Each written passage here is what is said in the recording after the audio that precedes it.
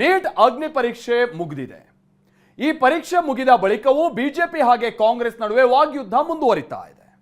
ಇಷ್ಟು ದಿನ ಪ್ರಶ್ನೆ ಪತ್ರಿಕೆ ವಿಚಾರವಾಗಿ ಕದನ ನಡೀತಾ ಇತ್ತು. ಆದ್ರೀಗ ಟ್ರಾಫಿಕ್ ವಿಚಾರವಾಗಿ ಮಾತಿನ ಯುದ್ಧವೇ ಏರ್ಪಟ್ಟಿದೆ.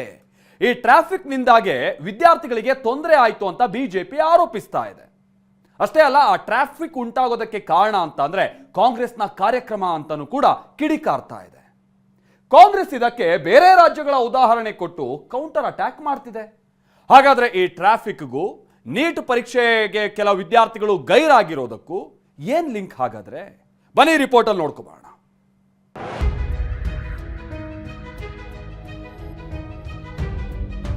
ಹನ್ನೆರಡು ಗಂಟೆಗೆ ಹೆಬ್ಬಾಳ ಹತ್ತಿರ ಸರ್, ಒಂದು ಬೈಕು ಪಾಸ್ ಆಗಲ್ಲ, ಅಷ್ಟು ಜಾಮ್ ಆಗಿದೆ. ಅಷ್ಟು ಸ್ಟೂಡೆಂಟ್ಸ್ಗೆ ಏನಾದರೂ ಒಂದು ದಾರಿ ಏನಾದರೂ ಮಾಡಬೇಕು. ಜನರಿಗೆ ತೊಂದರೆ ಕೊಟ್ಟು ಇವರು ಮಜಾ ತೊಳೋದ ಇವರು. ಊರಲ್ಲೆಲ್ಲ ರಾಹುಲ್ ಗಾಂಧಿ ಅವರು ಭಾಷಣ ಮಾಡಿ ಮಕ್ಕಳು ಪರವಾಗಿ ನಾವಿದೀವಿ ಅಂತ ಸಾವಿರಾರು ಮಕ್ಕಳಿಗೆ ತೊಂದರೆ ಆಗಿದೆ. ಒಬ್ರು ಮಾಗಡಿಯಿಂದ ಬರ್ತಾ ಇದ್ರು, ಇನ್ನೂ ಒಬ್ರು ಹಳೆಯ ಹಾಲ್ ಟಿಕೆಟ್ ತಂದಿದ್ರು, ಇನ್ನೂ ಒಬ್ರು RT ನಗರಿಂದ ಬರ್ತಾ ಇದ್ರು ಅಂತ ಇದೆ. ಸ್ವತಃ ಪ್ರಧಾನಮಂತ್ರಿಯವರು ನೀಟ್ ಪರೀಕ್ಷೆ ಶುರುವಾಗುತ್ತೆ ಅನ್ನೋ ಒಂದೇ ಒಂದು ಕಾರಣಕ್ಕೆ 45 ನಿಮಿಷ ಏರ್ಪೋರ್ಟ್ ಅಲ್ಲಿ ಕೂರ್ತಾರೆ. 22 ಲಕ್ಷ ಜನರಿಗೆ ಮೋಸ ಮಾಡಿದ್ರಲ್ಲ. ಮೊದಲು ಈ ದೇಶದ ಶಿಕ್ಷಣ ಸಚಿವ ರಾಜೀನಾಮೆ ಕೊಡಬೇಕು. ಓಡೋಡಿ ಬಂದ್ರವು, ಕಾಂಪೌಂಡ್ ಹತ್ತಿದ್ರವು, ಗೇಟ್ ತೆಗೆಯುವಂತೆ ಗೋಗರ್ದ್ರವು, ಹಲವರು ಟ್ರಾಫಿಕ್ ಕಾರಣದಿಂದ ಬರೋದು ಲೇಟ್ ಆಯ್ತು ಅಂತ ನೇರವಾಗಿ ಆರೋಪಿಸಿದ್ದಾರೆ. ಅಷ್ಟೇ ಅಲ್ಲ, ಈ ಟ್ರಾಫಿಕ್ಗೆ KPCC ಅಧ್ಯಕ್ಷಗಿರಿಯ ಪದಗ್ರಹಣ ಕಾರ್ಯಕ್ರಮ ಅಂತ ಬೆಂಕಿ ಉಗುಳಿದ್ದಾರೆ. 12 ಗಂಟೆಗೆ ಹೆಬ್ಬಾಳ ಹತ್ತಿರ sir, programme effect. NEET exam ಇದೆ ಅನ್ನೋದು ಅವರಿಗೂ ಮುಂಚೆ ಒಂದು ಬೈಕು ಪಾಸ್ ಆಗಲ್ಲ, ಅಷ್ಟು ಜಾಮ್ ಆಗಿದೆ. BK ಹರಿಪ್ರಸಾದ್ ಮಾಡ್ಬೇಕಾದ್ರೆ ಅವ್ರ ಮನೆಗಳಲ್ಲಿ ಮಾಡ್ಕೊಳ್ಬೇಕು. ಜನರಿಗೆ ತೊಂದರೆ ಕೊಟ್ಟು ಇವರು ಮಜಾ ತೊಳೋದ ಇವರು. ಅದೇ ಅವ್ರ ಮಕ್ಕಳಾದ್ರೆ ಬಿಡ್ತಾರ ಇವರು. ಸಾವಿರಾರು ಮಕ್ಕಳಿಗೆ ತೊಂದರೆ ಆಗಿದೆ. ನೀಟ್ ಅಂತ ಇವ್ರು ಗೊತ್ತಿದ್ರು ಇವರು ಫಂಕ್ಷನ್ ಮಾಡ್ತಾ ಇದ್ದಾರೆ ಅಂದ್ರೆ ರಾಜಕೀಯವ್ರನ್ನ ಏನು ಹೇಳ್ಬೇಕು ಅಲ್ಲಿ? ಮಕ್ಕಳು ಭವಿಷ್ಯ ಆಲ್ರೆಡಿ ಒಂದ್ಸರಿ ಆಯ್ತು, ಇವ್ರು ಹಾಲ್ ಆಗ್ಬೇಕಂತ ಏನೋ ಇವ್ರದ್ದು ಇಂಟೆನ್ಷನ್ ಇದ್ದಂಗಿದೆ. ನೀಟ್ ಪರೀಕ್ಷೆಗೆ ಬರ್ತಿದ್ದ ವಿದ್ಯಾರ್ಥಿಗಳಿಗೆ ಟ್ರಾಫಿಕ್ ಬಿಸಿ. ಕಾಂಗ್ರೆಸ್ನಿಂದ ವಿದ್ಯಾರ್ಥಿಗಳಿಗೆ ತೊಂದರೆ, ಕಾಂಗ್ರೆಸ್ಗೆ ಬಿಜೆಪಿ ತಿರುಗುಬಾಣ. ಮುಂಬೈ ದೆಹಲಿ ಸಮಸ್ಯೆಗೆ ಬಿಜೆಪಿ ಕಾರಣನ ಪ್ರಿಯಾಂಕ್ ಪಂಚ್. ನೀಟ್ ಪರೀಕ್ಷೆ ಮತ್ತು ಟ್ರಾಫಿಕ್, ಈ ಎರಡು ವಿಚಾರವೀಗ ಬಿಜೆಪಿ ಕಾಂಗ್ರೆಸ್ ಮಧ್ಯೆ ಜಟಾಪಟಿಗೆ ಕಾರಣವಾಗಿದೆ. ಪೋಷಕರ ಆರೋಪಗಳೇ ಬಿಜೆಪಿಗೆ ಪ್ರತ್ಯಾಸ್ತ್ರವಾಗಿದೆ. ವಿಷಯ ಅಂದ್ರೆ, ನಿನ್ನೆ ಬೆಂಗಳೂರಿನ ಪ್ಯಾಲೇಸ್ ಗ್ರೌಂಡ್ನಲ್ಲಿ KPCC ಅಧ್ಯಕ್ಷರ ಪದಗ್ರಹಣ ಕಾರ್ಯಕ್ರಮ ಇತ್ತು. ಈ ಕಾರ್ಯಕ್ರಮದಿಂದ ಮೇಕ್ರಿ ಸರ್ಕಲ್ ಸುತ್ತ ಫುಲ್ ಟ್ರಾಫಿಕ್ ಜಾಮ್ ಆಗಿತ್ತು. ಇದರಿಂದ ಕೆಲ ನೀಟ್ ಪರೀಕ್ಷಾರ್ಥಿಗಳು ಪರದಾಡಿದ್ರು. ಒಬ್ಬ ವಿದ್ಯಾರ್ಥಿಗೆ ಟ್ರಾಫಿಕ್ನಿಂದ ಪರೀಕ್ಷೆ ಮಿಸ್ ಆಗಿತ್ತು. ಇದರಿಂದ ಕೆರಳಿದ ಕಮಲ ಪಡೆ ಕಾಂಗ್ರೆಸ್ ಮೇಲೆ ಬೆಂಕಿ ಉಗುಳಿದೆ.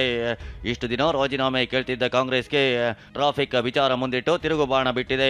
ಪದಗ್ರಹಣ ಕಾರ್ಯಕ್ರಮ ಮಾಡಿದ ಕಾಂಗ್ರೆಸ್ ಪರೀಕ್ಷಾರ್ಥಿಗಳಿಗೆ ವ್ಯವಸ್ಥೆ ಮಾಡಿಲ್ಲ ಅಂತ ತೇಜಸ್ವಿ ಸೂರ್ಯ ಗುಡುಗಿದ್ರೆ, ದೆಹಲಿಯಲ್ಲಾದ ಸಮಸ್ಯೆಗೆ ಯಾರು ಕಾರಣ ಅಂತ ಪ್ರಿಯಾಂಕ್ ಕುಟುಕಿದ್ದಾರೆ. ಊರಲ್ಲೆಲ್ಲ ರಾಹುಲ್ ಗಾಂಧಿ ಅವರು ಭಾಷಣ ಮಾಡಿ ಮಕ್ಕಳು ಪರವಾಗಿ ನಾವಿದೀವಿ ಅಂತ ಕೋಟಾಗ್ ಹೋಗಿ ಅಲ್ಲೊಂದು ದೊಡ್ಡ ಡ್ರಾಮಾ ಮಾಡಿ ಅವ್ರ ಅಧಿಕಾರದಲ್ಲಿರುವಂತ ರಾಜ್ಯದಲ್ಲೇನೆ ಮಕ್ಕಳು ಎಕ್ಸಾಮ್ ಬರೆಯಕ್ಕೆ ಹೋದಾಗ ಅವ್ರಿಗೆ ಸರಿಯಾಗಿರುವಂತ ಒಂದು ವ್ಯವಸ್ಥೆ ಕಲ್ಪಿಸಲಿಲ್ಲ ಅಂತಂದ್ರೆ ಕಾಂಗ್ರೆಸ್ ಪಾರ್ಟಿ ಯಾವ ರೀತಿ ಢೋಂಗಿ ರಾಜಕಾರಣ ಮಾಡ್ತದೆ ಮಕ್ಕಳನ್ನ ಎದುರುಗಡೆ ಇಟ್ಕೊಂಡು ಅನ್ನೋದಕ್ಕಿರುವಂತ ದೊಡ್ಡ ಉದಾಹರಣೆ ಇದು. ಆಮೇಲೆ 3 ಜನ ಎಕ್ಸಾಮ್ ಬರ್ಲಿಕ್ಕೆ ಆಗಿಲ್ಲ ನಿಜ. ಕಾರಣಗಳು ನಾನು ಬಹಿರಂಗವಾಗಿ ಹೇಳಿದ್ದೀನಿ. ಒಬ್ರು ಮಾಗಡಿಯಿಂದ ಬರ್ತಾ ಇದ್ರು, ಮಾಗಡಿನಲ್ಲಿ ಇತ್ತ ನಮ್ದು ಇದರಲ್ಲಿ ನಮ್ಮ ಕಾಂಗ್ರೆಸ್ ರ್ಯಾಲಿ, ಇನ್ನೂ ಒಬ್ರು ಹಳೆಯ ಹಾಲ್ ಟಿಕೆಟ್ ತಂದಿದ್ರು, ಇನ್ನೂ ಒಬ್ರು RT ನಗರಿಂದ ಬರ್ತಾ ಇದ್ರು ಅಂತ ಇದೆ. ಡೆಲ್ಲಿನಲ್ಲಿ ಅಲ್ಲೂ ಕೂಡ ಸ್ಟೂಡೆಂಟ್ಸ್ಗೆ ಎಕ್ಸಾಮ್ ಬರ್ಲಿಕ್ಕೆ ಆಗಿಲ್ಲ. ಅದಕ್ಕೆ BJP ಸರ್ಕಾರ ಕಾರಣನ ಅಲ್ಲಿ. ಮುಂಬೈನಲ್ಲೂ ಕೂಡ 4 ಜನ ಪರೇಲಲ್ಲಿರ್ಬೋದು, ದೊಂಬಿವಿಲಿನಲ್ಲಿರ್ಬೋದು, ಅಲ್ಲಿ ಬರ್ಲಿಕ್ಕಾಗಿಲ್ಲ. ಅಂದರೆ ಮಹಾರಾಷ್ಟ್ರ ಗೌರ್ಮೆಂಟ್ ಅಲ್ವಾ ಕಾರಣ. 3 ಜನರಿಗೆ ಎಕ್ಸಾಮ್ ಬರೆಯೋಕೆ ಆಗಿಲ್ಲ ನಿಜ. ಒಬ್ರು ಮಾಗಡಿಯಿಂದ ಬರ್ತಿದ್ರು, ಅಲ್ಲಿ ನಮ್ಮ ರ್ಯಾಲಿ ಇರಲಿಲ್ಲ. ಇನ್ನೊಬ್ಬರು ಹಳೆ ಹಾಲ್ ಟಿಕೆಟ್ ತಂದಿದ್ರು, ಮತ್ತೊಬ್ರು RT ನಗರದಿಂದ ಬಂದಿದ್ರು ಅಂತ ಪ್ರಿಯಾಂಕ್ ಕಾರಣ ನೀಡ್ತಿದ್ದಾರೆ. ನಿನ್ನೆ ಒಬ್ಬರಿಗೆ ಟ್ರಾಫಿಕ್ ಜಾಮ್ನಿಂದ ತಡವಾಗಿ ಆಗಮಿಸಿ ಪರೀಕ್ಷೆ ಮಿಸ್ ಆದ ಬಗ್ಗೆ ವರದಿಯಾಗಿದೆ. ಆದರೆ ಮೇಕ್ರಿ ಸರ್ಕಲ್ ಕಡೆಯಿಂದ ಬಂದಿದ್ರ ಅನ್ನೋದು ಗೊತ್ತಾಗಿಲ್ಲ ಎಂದಿದ್ದಾರೆ. ಇನ್ನು ನಿನ್ನೆ ಪ್ರಧಾನಿ ಮೋದಿ ಪರೀಕ್ಷಾರ್ಥಿಗಳಿಗೆ ಸಮಸ್ಯೆಯಾಗುತ್ತೆ ಅಂತ ದೆಹಲಿ ಏರ್ಪೋರ್ಟ್ನಲ್ಲಿ 45 ನಿಮಿಷ ಕಾದು ಕುಳಿತಿದ್ರು. ಇದನ್ನ ಪ್ರಸ್ತಾಪಿಸಿ ಬಿಜೆಪಿ JDS ನಾಯಕರು ತಿವಿದ್ರು. ನಿಮ್ಮಿಂದ ಪಾಠ ಕಲಿಬೇಕಿಲ್ಲ ಅಂತ ಪ್ರಿಯಾಂಕ್ ಪಂಚ್ ಕೊಟ್ರು. ಪ್ರಧಾನಮಂತ್ರಿಗಳು ನಿನ್ನೆ ದಿನ ಏರ್ಪೋರ್ಟ್ನಿಂದ ಅವ್ರ ನಿವಾಸಕ್ಕೆ ಹೋಗ್ತಕ್ಕಂಥದ್ದಕ್ಕೆ 45 ನಿಮಿಷ ಏರ್ಪೋರ್ಟಲ್ಲಿ ಕೂರ್ತಾರೆ.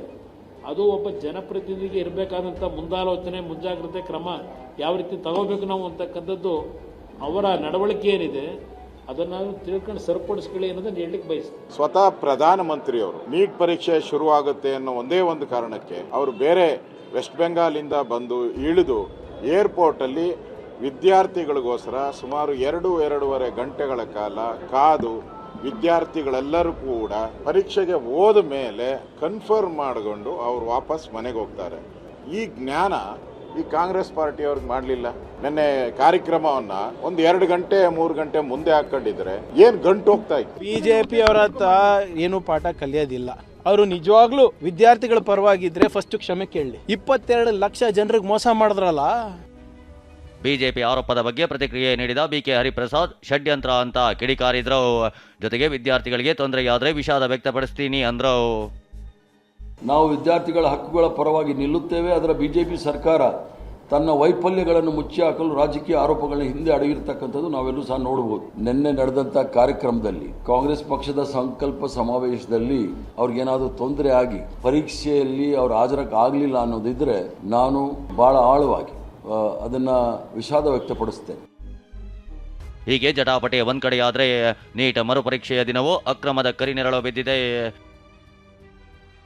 ಬಿಹಾರದಲ್ಲಿ ಬಯೋಮೆಟ್ರಿಕ್ ಕಂಪನಿ ಜೊತೆಗೆ ಡೀಲ್ ಮಾಡಿಕೊಂಡು ಪರೀಕ್ಷೆ ಬರೆದಿದ್ದ 9 ನಕಲಿ ವಿದ್ಯಾರ್ಥಿಗಳು ಸೇರಿ 30 ಜನರನ್ನ ಬಂಧಿಸಲಾಗಿದೆ.